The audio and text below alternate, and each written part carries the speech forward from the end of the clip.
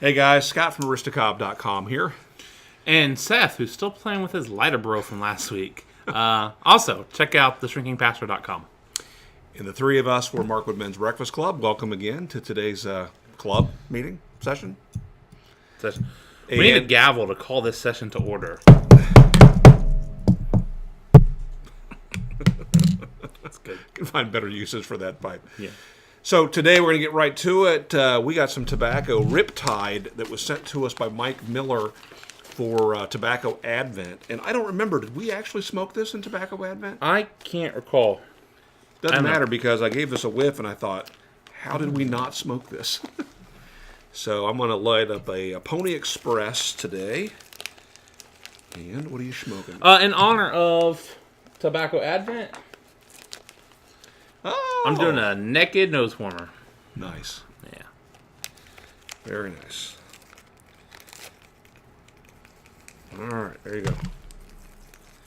If this is really awesome, I'm going to regret choosing this smaller pipe. Mm-hmm. It's okay. So, what do we have going on today? Well, got me a YABO. What? Yeah, I mentioned in the last video that I have a couple YABOs. Things that I have no idea how I muster up the strength to not open these. But I'm excited about them, but I want to share them with you, and I want to share them with you, so I thought, we'll wait. So, I felt that way about the lighter bro. yeah, well, I held that back from you so you couldn't see it. I know. I really wanted it the other week when I was smoking with my guys. Just because, I like toys. Okay, so here, this one is from seedman.com. This isn't for one of your wood wishes, is it? Not directly. Anyway, you may remember that name. Oh, you gonna try that? Yeah, I guess I did just put that lighter down. I could have tried that. I don't know that I'm gonna like this. I typically use the mini Bics. Yeah. Because those in my pocket along with a knife, it's not a lot of bulk. Right. This is, I guess, a knife. I guess I wouldn't have to carry a knife right? too. I don't know. It's really heavy. The biggest thing that's heavy, and it's kind of bizarre. I don't know. I hate when people do this, but I don't know if you can see. There's about a 1/4 inch at the bottom that it adds to it, I guess, so you can have the key ring. I would never carry this on my keys. I prefer a smaller-ish key ring. Well, that's not a lockback either. And I don't that's, like that's knives true. that aren't That's true. lockback. But I think for like here at our table, this is kind of pretty perfect. We're going to leave it here on the table. Yeah, I won't carry this around. My goodness. It's a good thing I got my lighter, bro. I'd never get into this package. You can light it on fire. Lighter, bro. Hey, multiple uses. Hand me my lighter, bro. How's it work on an orange? Bet it would suck. I don't know. You find this fun? This straight edge, I bet you could just rip through a... you could probably Sweeney Todd an orange with this sucker. Oh, look at this. They gave us the... Ooh. These are the corn peanuts. You do not want to do that, children. Look at that. Look at it shrinking. It's biodegradable. I didn't mean to throw it on the floor. This was nasty. I do mean to throw that one on the floor. Okay, so it what I got... leapt out of my hands. What the guys at Seedman.com sell is they sell, among other things, tobacco seeds. And after watching Jay 2 years ago, DIGHSX, watching Jay try his hand at growing tobacco, I thought I wanted to give that a try. Last year it didn't work because we were dealing with termites and other things at the house. So that distracted me. But I don't expect to become a big tobacco farmer. I don't have the space for it. But I'll try to get a couple plants growing and see what happens. So what I have in here, it says, please read before opening this package. The enclosed seeds have been tested for germination by growers as required by federal law, blah, blah, blah, limited liability, blah, blah, blah. And what I purchased are two little packages. I don't know if you can see those. little teeny weeny beany little seeds They're in like there. sea Smaller monkey than eggs. they are like sea monkey eggs. Smaller than poppy seeds. They're like a period at the end of the sentence. Mm-hmm. And that bag's got about 50 of them in there.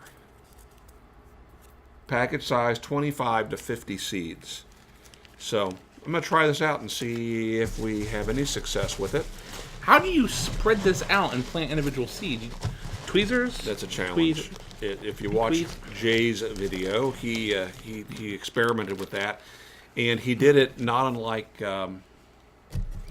it's like in vitro fertilization. Mm-hmm. I mean, he grew them first in planters, and out of that he selected some of the top plants to plant, and then survival of the fittest, I suppose. How much is one package of seeds? If you don't mind me asking. Remember? I guess I don't mind you asking. Okay, $2.50. Each of those packs were $2.50. In addition to that, I purchased Captain Black type flavor enhancer. So a topping, a casing to give it a Captain Black flavor once the tobacco has been harvested. Okay. And then I got basic tobacco flavor enhancer. I don't know what prompted me to buy that one. And then this one is cocoa extended flavor enhancer. Cocoa extender. Why did you buy that? Because I like vanilla and cocoa and other flavors like that. But let's. You like chocolate tobacco? I like a little bit of chocolate. You know, like when I vape a vanilla chocolate. Chocolate in vaping is not the same as chocolate in smells like hand washing soap. Yeah. Soap.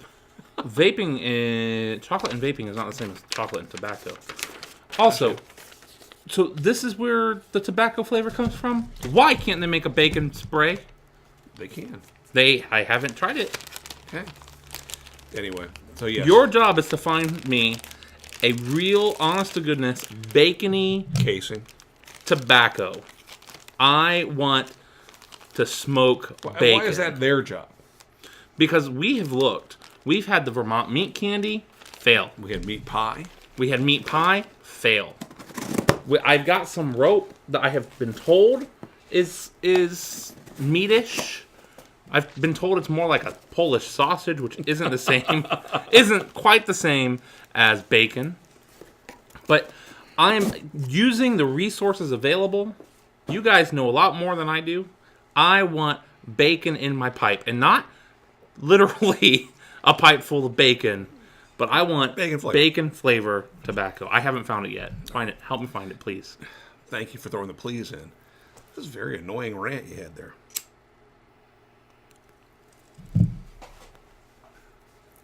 You heard me. All right. Just to manage your expectations a little bit, I will not be posting a series of videos on growing pipe tobacco or growing tobacco. I'll share some pictures on Instagram. Maybe I'll put some things on Facebook. But I just don't see that being a part of this experience. So if you want to try this, seedman.com, watch Jay's series, fantastic series on growing pipe tobacco. And, like I say, follow me on Instagram if you want to see it. Aristocob. Are you doing Cobfoolery again this year? Yeah, we'll do that again this year. Is there any information about that available yet? Well, not yet. I have a little bit of a challenge because it's quite outside the norm for Missouri Meerschaum to take pipe parts from their processes and pull them out. So to drill the chamber but not the hole for the shank, for example, that interrupts the flow of production there. And they've been kind enough to do that for us. However, they've mentioned that, you know what, they don't want us every time we order to order Cobfoolery kits because they don't process their pipes that way. So we've agreed we're gonna order like twice a year only, big inventory of them so we have them on hand. And but that means that we'll have outages. I have no question about that. That there'll be points where we're gonna have to say, sorry, we don't have any of the General Bull, and you have to wait until our next order, which may be 6 months down the road, right? Yeah. So that's an important distinction. Is there information available for the parameters of the contest? What they can do? But if you go to Cobfoolery.com, Cobfoolery.com is a blog that I posted. And now there's enough posts there that you have to scroll to the bottom and click older posts to see some of the foundational stuff, the talk about how you might get a different stem for your pipe and stuff like that. And we've talked about it before, just in case you don't know what Cobfoolery is or was last year. Last year was the first year. Cobfoolery is a contest where you, if you want to, can modify a corncob pipe in just a Missouri Meerschaum corncob pipe. I'm sorry, I'm new to the business, and you can do pretty much whatever you want to do with it to modify it. There were some that involved paint, clothespins. I attempted to make one that was going to be an electronic vaping pipe. There are all sorts of things. The best thing to do is to go and look at some of the pictures of last year's entries. As well as there's some videos and the winners. There were some mentors that made some as kind of samples. Check it out. It was cool. It's a cool thing to participate in. It gives you a little fun craft to do, and you get to. It's a good outlet for your creativity, but involves working in the shop and getting to smoke your pipe while you're working on building a pipe. It's a cool thing. And you do not have to start with a kit. If you have a corncob pipe, a genuine Missouri Meerschaum corncob pipe in your collection, and you've said to yourself, dang it, I wish this thing was longer, or shorter, or taller, or bigger in diameter, or smaller in diameter, or had electronics on the inside, or anything, then just do it. Yeah. Do it. It's your pipe. You are the Leonardo da Vinci of your pipe. Yeah, check it out. The last year was awesome, and I wanted to make sure while we're talking about it that you're doing it again. And so check out Cobfoolery.com for more information if you have any interest. Okay, a couple things I want to talk to you about. I've gotten the question a couple times recently about the size of the stems, the bits for the Aristocob pipes, the Missouri Meerschaum pipes. And I suspect that what people are doing, there's a couple things. Maybe they're going to make their own. They can go to Woodcraft and places like that and buy the acrylic and turn it, and they need to know what size that shank is. Or, conversely, maybe they're making their own pipe or trying to replace a stem from an existing pipe, and they just want to know, can I buy this from you and use it in my pipe, right? So I've had people ask, and I thought, I'm going to go ahead and start measuring these. There's really should be two measurements that are critical. Before you get into that, is there a variety in size? If There's no could standard. Could it be that they would want to buy a different stem, different bit from someplace else? Is that a possibility? Well, how do I know? I don't know if this will fit my Aristocob, but I want a fancy schmancy. If you have a genuine Aristocob, not a Missouri Meerschaum pipe sold by us, but one of the metal ones that you unscrew and put the thing in, those are impossible to find a stock replacement part, and you can't just buy an off-the-shelf part. But you can get one made by folks like Dave Wolf from Walker Briar Works. You can contact him and let him know what you're looking for. Either send him your existing stem that you need a replacement for. You can send him your pipe and say, hey, could you make a stem for it? I would bet he's had enough people ask that he knows what size to make the tenon. And the tenon is the issue right here. They got to make that the proper outside diameter to fit the inside diameter of the stem. Okay. Shank. So, but that's the question I've been getting. And in the Missouri Meerschaum line today, as it appears, there are only two sizes of tenons. And I can't see them against my shirt very well. I happened to grab two brand new ones, a small black one. This one right here cannot accept a filter. Again, I don't know if you can see any of this. No, it's kind of flat. It cannot accept a filter. It doesn't have a big opening in the base of the tenon. and it's much smaller than the ones that do accept a filter. The filter itself, if you do smoke these, is a 6 millimeter diameter. So that fits right in here, 6 millimeters. All right. So the outside of this has got to be something more than 6. But that small one will not fit into the tenon of the filtered stem, so it is obviously larger than 6 millimeters. So I thought, while I measure these, I'll tell you about a couple tools that I use. This is a caliper that I purchased years and years ago, and it's made by a company called General Tool Company. And this one is made in Switzerland, and it is a digital caliper. And it's made of plastic. And I remember when I first saw this, I thought, well, who would want a plastic caliper? But it has been fantastic in my shop because it doesn't rust, it doesn't corrode. What are you looking at, boy? I thought you had a metal caliper up there, but you do not. You talking? I was just thinking. No. I was thinking someplace else. I thought you had an old school. Must be. But yeah. No. You are thinking someplace else. I have a vernier caliper that's all metal that I used when I was repairing clocks. But anyway, this one, it's digital. You can turn it on. I used to pretend it was a tiny axe. Obviously, turn it off. It has millimeters and inches, so at the push of the button, you can convert it. So, for example, if I measure the inside of that one right there, it is coming out as 6.3 millimeters, 6.3, and that is to fit this 6 millimeter filter, which is coming in at 5.6. So there's a lot of space where smoke is actually working its way around that. That's interesting.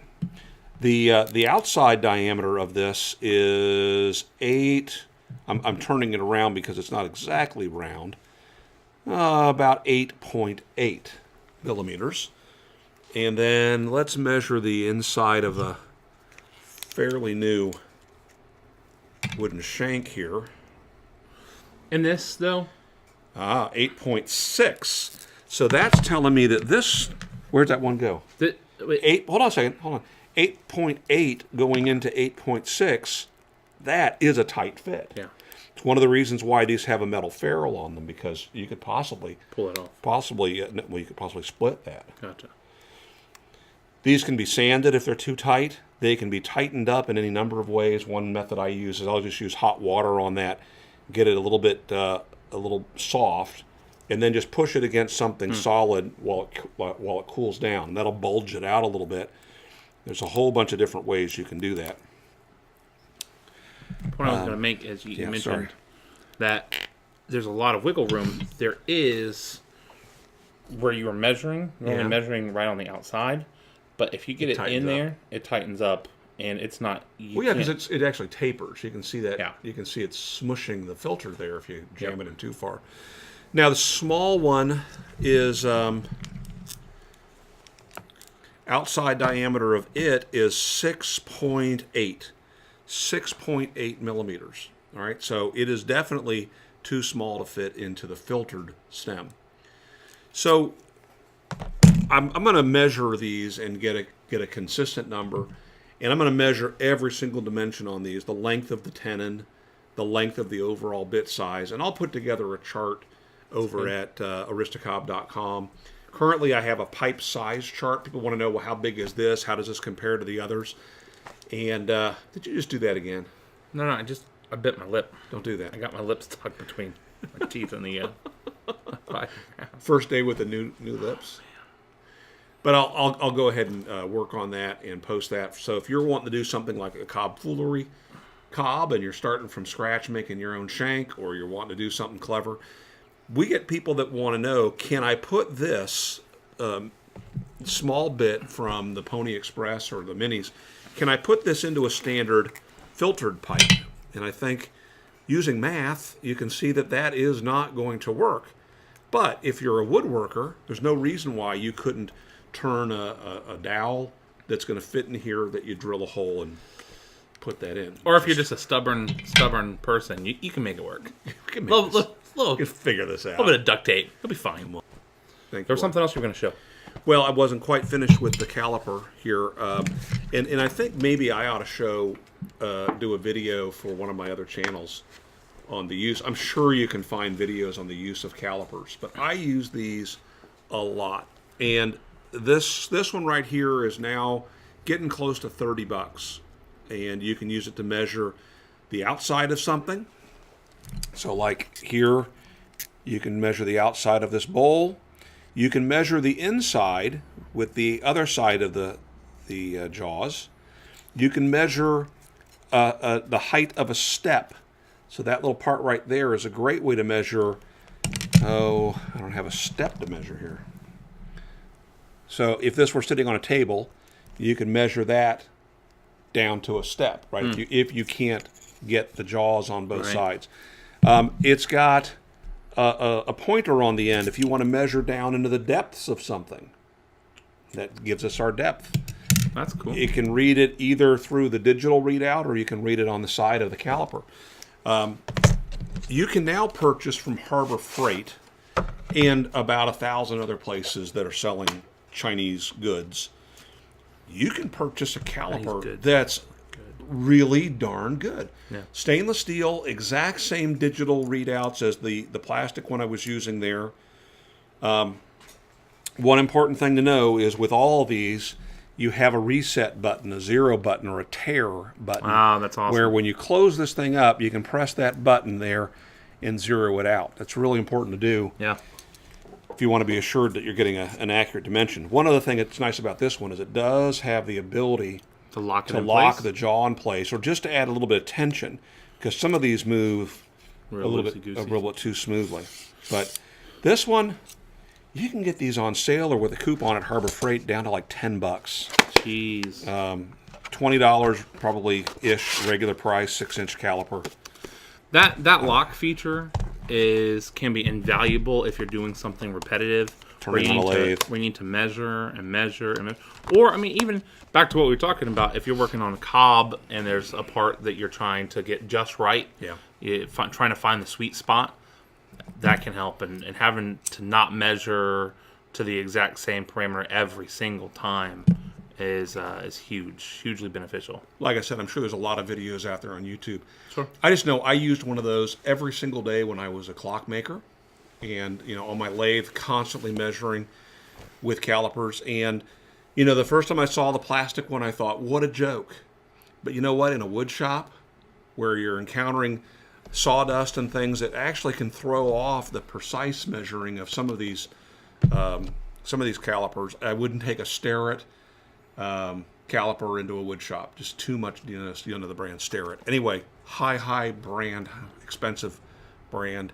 But the plastic ones, no problem. Been using those for years and years. Cool. Yep. So, was there anything else you want to talk about? If you got something in your life you need to measure, get yourself a caliper. That's what I'm saying. Visit woodwishes.com. No, I think that just about covers it. You have anything else you want to talk about? How did you get your... Who's it all the way down to the bottom? You haven't talked about anything geeky in a while. Yeah, I was going to, but I think I'll save that for next week. I have digital readouts on my calipers here. That's a little geeky. I've got something I want to talk to you guys about, but we'll save that for next week, I think, because we've run a little long. So, anything else you got? No. Excellent. Thank you to see you again. For joining us. Hope you enjoyed this breakfast club. Make it a great day, guys. Bye.